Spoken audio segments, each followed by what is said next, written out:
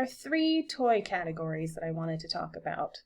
There are toys designed to help your dog get tired, to be comforting when they're stressed, and to help them tire out their brains and get them thinking.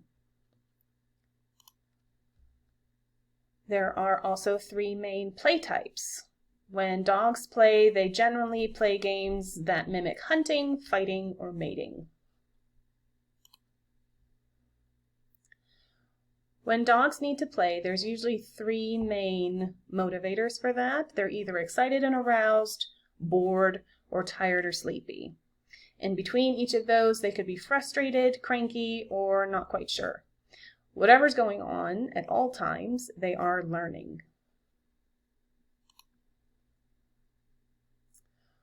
When we look at the different kinds of games that dogs want to play based on the motivators that they're experiencing, for arousal and excitement, even if it's not the greatest kind of excitement, that can help them play all three kinds of games. If they're feeling frustrated, they're going to aim for mating or fighting games. If they're bored, they're going to go for fighting or hunting games. If they're feeling cranky or sleepy, they're probably going to fight you. And if they're feeling uncertain, it's important to note that they might not be able to play at all. And if they're learning, they can play all three games.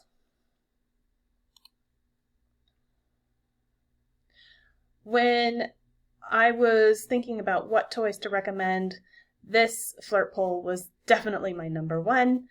The squishy face flirt pole is my absolute favorite. This is not a paid video, although I wish it were. I love this brand and I love this toy. It's the most effective for tiring out dogs who are either good at tug or good at fetch. It's great for dogs of all breeds, sizes. You can do it with the dog on a long line, so even if you don't have a fenced yard, you can still do it. And it gets them tired much faster than fetch does by itself. It's good for dogs who like to tug and fetch, and I really love it. I do this before every walk with really hyper dogs. It helps so much for loose leash walking. For the next game, everybody knows about fetch. This could be either a ball or a frisbee. Both of them are great games to play. It's good for getting your dog tired, making them think. It's also really great for the hunting play type. Tug of war is also a great game. Lots of times people are worried that this is going to make their dog aggressive, and that is just not true. That is completely false rumor.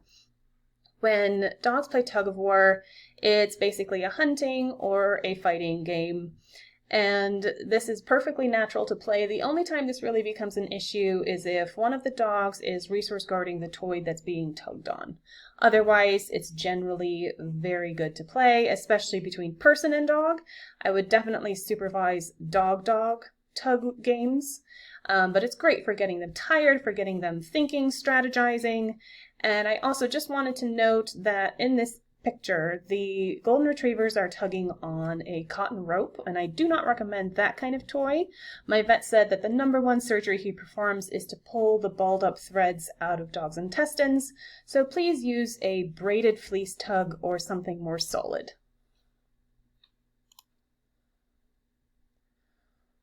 When dogs are in need of calming down or feeling more comfortable somewhere, a really great game for them is to chew on something. And the German Shepherd on the left is demonstrating the extreme usefulness of a Kong toy. It's a red kind of snowman shaped toy that you can fill with food. I love Kongs for puppies and for dogs who have a hard time relaxing in their crate or have separation anxiety. Other great chews can be natural chews, like a yak chew, or like a frozen bone of any kind. You don't want it to be too hard of a bone. You don't want it to be a knuckle bone, but marrow bones are fabulous. And then the puppy on the right is chewing on something they're not supposed to, and I actually wanted to talk about this a little bit. If a puppy is chewing on something hard, they're telling you what they want. So when they're teething, their mouth is really uncomfortable and it might feel good to chew on something hard. So in this image, this puppy is chewing on a puzzle toy and it's made out of wood. So this puppy needs something hard to chew on. So if I were going to take away the puzzle toy for chewing on it inappropriately, I would replace it with something hard as well. If the puppy were chewing on, let's say, a shoe, and let's say that shoe was made of leather, or let's say that shoe was a canvas kind of material, the puppy is looking for a softer chew, so I would replace with a similar texture, and that could be like a braided fleece type of thing. It's not going to be harmful if they ingest pieces of that, or anything that's just kind of tough but has some give to it.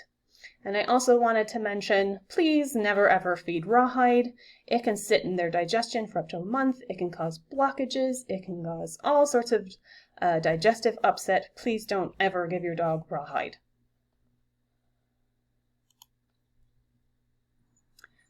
And another example is when dogs can play with each other. These are my two dogs. Dakota is the golden and Tara is the shepherd mix. And they're playing in our complex's dog yard.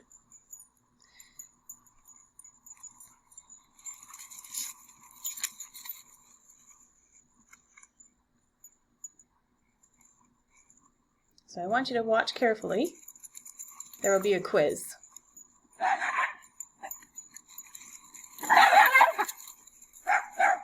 And that's my little guy Zephyr who just joined in.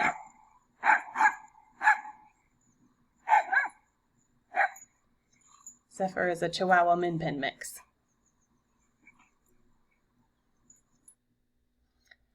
So, on to the quiz. Can you tell what play type Tara and Dakota were using? If you can tell, please comment below and let me know how you know. And once you've identified Tara and Dakota's play type, what play type was Zephyr trying to join in with? And again, tell me how you know. And what toys would you recommend for Tara and Dakota for the times when they can't play with each other, for the times when perhaps I want to play with them or I want to use play as a reward in training? And why would you choose that toy for them? And then conversely, what do you think would be a good toy or toys for Zephyr? And tell me why. And again, just comment below. And thank you so much for watching. Please like, subscribe, and share this video. Help support ethical animal care and training.